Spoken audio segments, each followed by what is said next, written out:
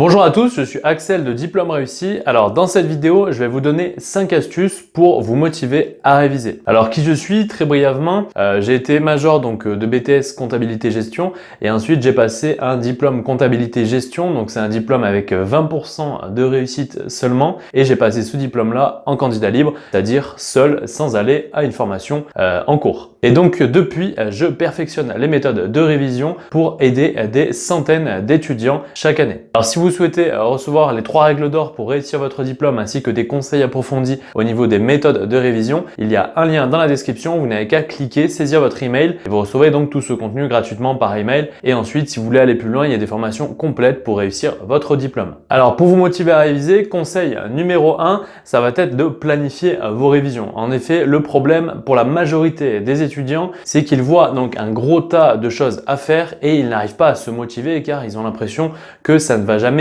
finir. Si vous prenez l'ensemble des matières que vous avez à réviser et des choses que vous avez à faire pour parvenir à avoir votre examen, ça va vous paraître insurmontable. Par contre, si vous planifiez et que finalement vous étalez vos révisions dans le temps, cela vous paraîtra bien plus faisable. Pour cela, il faut faire un planning de révision et cela le plus tôt possible. Comme ça, vous allez voir que en planifiant, vous allez pouvoir vous dire OK, alors je fais ça tel jour, ça tel jour, ça tel jour. Ça vous paraîtra bien plus surmontable et aussi vous direz bon finalement étaler dans le temps, ça ne fait que par exemple 1 ou 2 heures par jour et peut-être 3-4 heures le week-end. Vous n'allez pas vous dire OK, j'ai tout ça à faire, je m'en sortirai jamais. Repousser et plus vous allez repousser, vous allez vous retrouver à la fin avec de moins en moins de temps et finalement un monticule de choses à faire qui ne diminue pas. C'est vraiment très important la planification. Donc pour planifier vos révisions, il y a dans la formation Diplôme Réussi toute une partie là-dessus pour vraiment optimiser la planification de vos révisions. Mais déjà si vous le faites, au moins ce sera bien plus facile pour vous de vous motiver à réviser. C'est vraiment le point essentiel à mon sens. Deuxième conseil, une fois que vous avez établi votre planning, ça va être de créer un environnement favorable pour vos révisions. Pour cela, je recommande du minimalisme, c'est-à-dire une table, uniquement ce dont vous avez besoin pour réviser, c'est-à-dire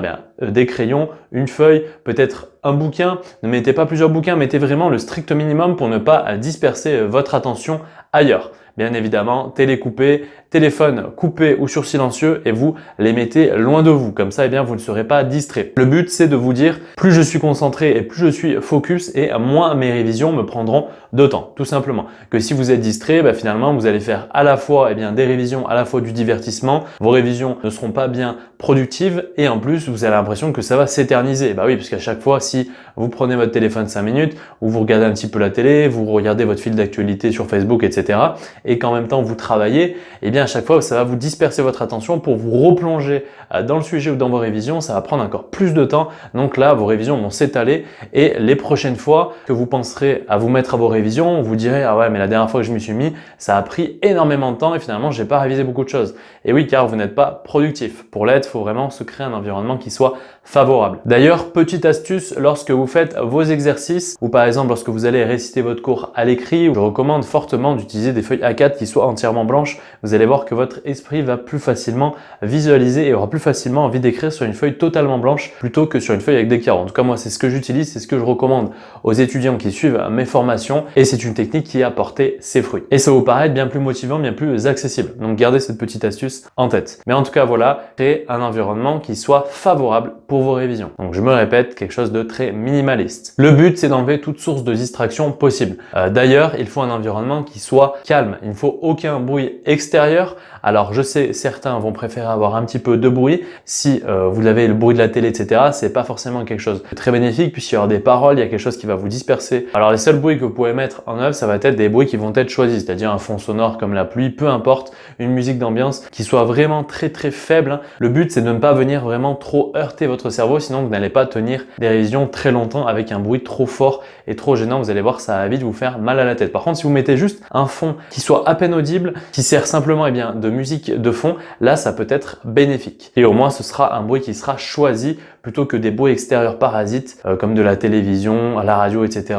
Là le problème c'est que ça va faire effet inverse, il y aura des paroles, il y aura des choses qui vont faire que votre esprit va se disperser. Alors qu'avec une musique musique d'ambiance, une musique de fond, là ça peut stimuler votre cerveau et apporter plus de concentration. Parce que le cerveau, il faut qu'il arrive à saturation, car la plupart du temps, lorsque vous n'êtes pas concentré, par exemple lorsque vous n'arrivez pas à tenir assez longtemps devant votre fiche de révision ou devant des exercices que vous avez à faire, tout simplement c'est soit par manque d'implication, vous n'êtes pas assez impliqué dans l'exercice, ou alors tout simplement c'est que votre cerveau va réussir à se disperser, car l'exercice en question ou les révisions en question ne vont pas occuper 100% de votre cerveau. Donc le problème c'est que si ça n'occupe que 50% de votre cerveau, eh bien au bout d'un moment vous allez commencer à gesticuler devant votre chaise, vous allez vouloir faire autre chose, tout simplement car votre cerveau ne sera pas saturé, donc vous allez un petit peu entre guillemets vous ennuyer. Donc c'est pour ça que là, un petit son externe eh bien, peut occuper cette place restante et vous garder dans une bulle de concentration, donc ça me paraît vraiment essentiel. Si vous voyez que toutes les 5 minutes vous êtes dispersé, il faut vraiment trouver le vecteur qui va vous permettre de rester concentré un maximum. Donc, alors soit un fond sonore, soit eh bien, vous allez rajouter tout simplement de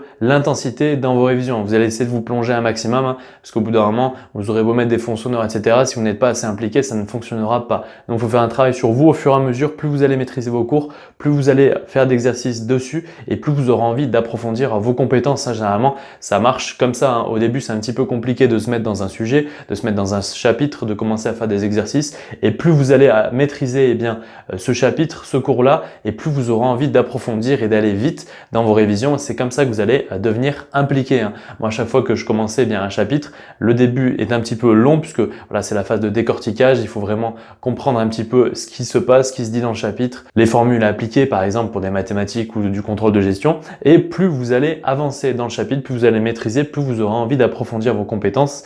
Et c'est là que vous allez augmenter l'intensité. Donc généralement ensuite ça va tout seul. Donc c'est vraiment au début qu'il faut faire un effort supplémentaire d'implication. Troisième conseil, alors ça va plutôt vous aider bien à rester concentré. Le but c'est pas de faire des périodes de révision qui durent toute une journée et après pendant une semaine on ne fait rien. Non, le but ça va être de faire de l'alternance, c'est-à-dire des phases de révision assez intenses et productives. Donc comme je l'ai dit, avec donc planifier vos révisions et aussi créer un environnement qui soit favorable à vos révisions. Et vous alternez ces séquences-là de travail intense avec des périodes eh bien, de repos. Comme ça déjà, vous allez mieux assimiler les choses que vous avez apprises. Et en plus, ces périodes-là, moi, je vous conseille fortement de vous octroyer des récompenses, hein. Donc du coup, tout ce que vous aimez faire en loisir, etc., eh bien, gardez-les pour ces phases de récompense. Vous travaillez dur, efficacement, et entre-temps, eh bien, vous octroyez des phases de récompense. Moi, je préconise très fortement, notamment pour les week-ends et les périodes de vacances, d'alterner ces périodes dans la même journée. Par exemple, le matin, vous pouvez faire une phase de révision intense d'1 heure, une période eh bien, de divertissement, et ensuite vous recommencez une phase de travail de 1 heure et encore une phase de récompense. Et vous pouvez faire ça tout au long de la journée. Vous allez voir, vous allez tenir bien plus facilement. Bon, bien évidemment, les phases de récompense, je recommande de faire quelque chose qui ne stimule pas trop votre cerveau, c'est-à-dire ne commencez pas à lire un livre entre vos révisions ou alors à vous gaver de télé entre vos révisions. Faites quelque chose du pur divertissement. Alors ça peut être quelque chose, un exercice physique ou alors se balader, etc. Quelque chose qui va vous aérer et qui va vous permettre de prendre du recul sur ce que vous avez fait juste avant, mais ne faites pas quelque chose qui va trop stimuler votre cerveau parce que là, si vous faites par exemple 1 heure de révision, 1 heure télé, 1 heure de révision, 1 heure télé, vous allez finir avec la migraine et du coup, il n'y a plus rien qui va rentrer dans votre cerveau. Donc tout ça, je l'explique vraiment dans la formation Mémoire 2.0, comment stocker des choses dans votre cerveau. C'est primordial à savoir que beaucoup finalement vont faire des périodes de révision intenses mais ne vont pas comprendre pourquoi ils n'assimilent pas assez les informations. Donc voilà, avec ce petit mécanisme là, vous allez voir que au fur et à mesure, ce sera bien plus facile pour vous de vous mettre au travail car inconsciemment, votre cerveau va plus facilement vous pousser vers la révision puisqu'il sait qu'il va aller voir une récompense. C'est pour ça que la récompense doit vraiment être choisie pour à la fois vous faire plaisir et ne pas vous saturer. Quatrième conseil, ça va être de se focaliser uniquement sur les épreuves à fort coefficient. Sauf si vous avez des notes éliminatoires. Notes éliminatoires, qu'est-ce que c'est? Vous pouvez avoir 20 dans toutes les épreuves si vous avez moins de la note éliminatoire. Imaginons que la note éliminatoire soit 6. Si vous avez moins de 6 dans une seule épreuve avec 20 partout, eh bien, vous n'aurez pas votre diplôme. Vous serez obligé de repasser au moins cette épreuve. Mais si ce n'est pas le cas, eh bien, que vous n'avez pas de note éliminatoire, moi, je recommande très fortement de réviser en priorité les épreuves à fort coefficient. Pourquoi? Car ça va vous favoriser. Si vous révisez toutes les épreuves avec le même niveau d'intensité alors qu'il y a des coefficients par exemple 6 et des coefficients 2, vous allez un petit peu vous décourager, hein. Le but c'est vraiment de cibler ce qui est principal à apprendre. Le but là, l'objectif c'est d'avoir un examen à la fin, on est d'accord. Donc pour avoir cet examen, il faut se focaliser sur ce qui rapporte le plus de points. c'est pas être feignant, c'est tout simplement être productif, hein.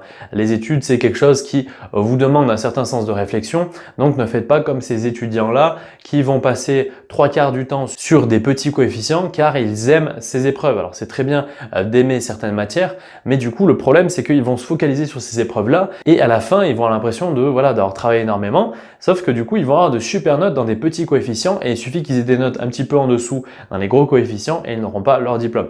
Et en plus ça va les décourager. Donc vraiment, focalisez-vous sur les 3-4 gros coefficients de votre diplôme. Vous les mettez en priorité dans votre planning de révision. Et les petits coefficients, il faut les travailler mais ne passez pas trop de temps dessus. Le but c'est de passer du temps proportionnellement par rapport aux coefficients des matières. C'est-à-dire que si par exemple vous avez un coefficient qui représente le quart de votre note à l'examen, eh bien vous allez passer un quart de votre temps de révision sur cette épreuve-là. Donc ça c'est à faire au tout début lorsque vous allez planifier vos révisions. Vous allez lister toutes les épreuves, tous les coefficients en face et vous allez définir le temps que vous devez passer sur chaque matière. Ensuite, vous allez pouvoir faire un planning de révision qui va vraiment être efficace puisqu'il va être pondéré directement par rapport aux coefficients de chaque matière. Quatrième conseil, ça va être de réviser sans réviser. C'est-à-dire que lorsque vous avez fini un chapitre, peu importe, vous allez essayer de le réciter à haute voix ou le réciter dans votre tête. Vous allez par exemple à un moment d'inactivité, peut-être que lorsque vous serez dans le bus, lorsque vous serez dans le train, lorsque vous serez en train de conduire, voilà, vous avez du temps entre guillemets, votre cerveau n'est pas pris. Ce que je vous recommande, ça va être de penser à un chapitre que vous avez révisé la veille ou il y a une semaine et d'essayer un petit peu de vous réciter ce que vous avez pu y lire dans ce chapitre. Comme ça, vous allez voir que cet effort de remémoration va ancrer au plus profond ce que vous avez pu apprendre. Ça va solidifier vos connaissances. C'est-à-dire que si vous avez appris un chapitre il y a une semaine, si vous faites ce travail-là, votre mémoire va comprendre que vous accentuez vos connaissances sur ces points-là et donc le soir, lorsque vous allez dormir, votre cerveau va comprendre que ces informations-là, il faut bien les conserver. Contrairement à des informations que vous allez prendre par exemple dans la journée, vous n'allez pas faire cet effort de remémoration par la suite. Lorsque vous écoutez quelque chose à la télé, derrière vous n'allez pas vous redire oui, qu'est-ce que j'ai entendu à la télé? Non. Donc là, les informations vont être balayées. Par contre, si vous faites un effort de remémoration sur des informations ciblées, c'est-à-dire principalement sur vos révisions, votre cerveau va comprendre qu'il faut vraiment absolument que ces informations-là, il les conserve et il les stocke. Et donc du coup, derrière, vous vous en souviendrez bien mieux. Donc il faut vraiment faire cet effort-là. Alors pourquoi j'appelle ça travail sans travailler?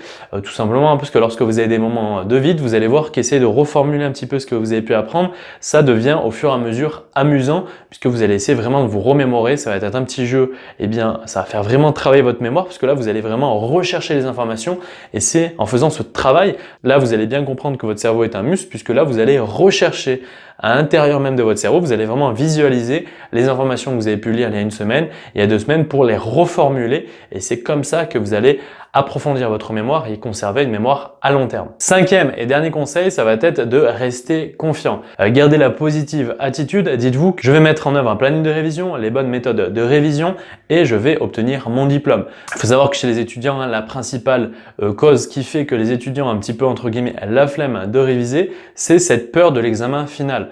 On se dit voilà, lorsqu'on se met à réviser, on sait qu'à la fin il y a un examen qui approche et c'est ça qui nous tétanise un petit peu finalement, qui nous envoie vers la télé, qui nous envoie vers des divertissements tout simplement pour que le cerveau oublie un petit peu qu'à la fin il y a un examen qui arrive.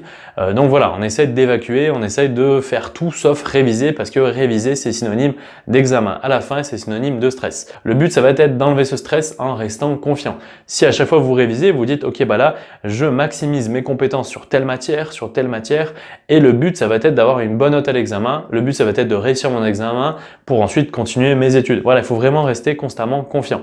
Pour rester confiant, de toute façon, les 4 premiers conseils à appliquer vous permettront de rester confiant. Mais gardez vraiment ça en tête. Si vous avez peur de réviser, si vous n'avez pas révisé, parfois ce n'est pas forcément la flemme. Si vous commencez, lorsque vous allez réviser, à vous diriger vers la télé, vous diriger vers la console, c'est tout simplement car vous avez peur. Prenez du plaisir dans vos révisions. Essayez un petit peu d'oublier la date butoir qui est l'examen et voilà, dites-vous là je fais la phase d'entraînement, c'est-à-dire que le but c'est là de réviser un maximum, mais c'est pas durant la phase d'entraînement où vous devez avoir du stress. Si vous ratez votre entraînement entre guillemets, c'est pas vraiment décisif, il vaut mieux rater plusieurs entraînements et réussir l'examen final plutôt que réussir tous ces entraînements et rater l'examen final. Et plus vous allez réviser, plus vous allez être organisé dans vos révisions et plus vous allez maximiser vos chances de réussir et donc plus vous serez confiant. Je veux dire, moi, mes diplômes à partir du BTS CG, puisque j'ai révisé bien, j'étais un tueur de sujets d'examen, c'est-à-dire que voilà, je m'entraînais un maximum sur les sujets d'examen pour me rassurer. Donc ça, c'est ce que je vous conseille fortement de faire. Lorsque j'étais dans mes révisions, moi, je prenais vraiment ça comme un entraînement. Je commençais à y prendre du plaisir et c'est ça qui m'a permis d'accroître mes compétences et d'aller un petit peu plus loin à chaque fois, puisqu'il est bien comme les matières me plaisaient, puisque du coup, lorsque vous maximisez vos compétences sur une matière, vous allez vouloir à chaque fois approfondir et c'est comme ça que vous allez pouvoir vous investir dans vos révisions et un petit peu oublier le côté examen. Vous allez vraiment vous investir, vous investir. Le but, c'est, vous avez un sujet d'examen, ok, ça c'est votre épreuve, c'est un sujet d'examen, donc le but, c'est de le réussir. Donc le but, c'est vraiment de travailler de telle manière à pouvoir réussir votre examen. Donc voilà pour ces 5 conseils. En tout cas, j'espère que ça vous aidera vraiment à rester motivé déjà d'utiliser ces 5 conseils. Vous allez voir que ça ne pourra être que bénéfique dans vos révisions. Donc je me répète, si vous souhaitez recevoir les 3 règles d'or pour réussir votre diplôme, ainsi que des conseils supplémentaires au niveau des méthodes de révision, il y a un lien dans la description, vous n'avez qu'à cliquer et saisir votre email. Vous recevrez donc tout ce contenu gratuitement par email. Et ensuite, si vous voulez aller plus loin, il y a des formations pour réussir votre diplôme. En tout cas, bonne chance pour vos révisions et quant à nous, on se dit à la prochaine.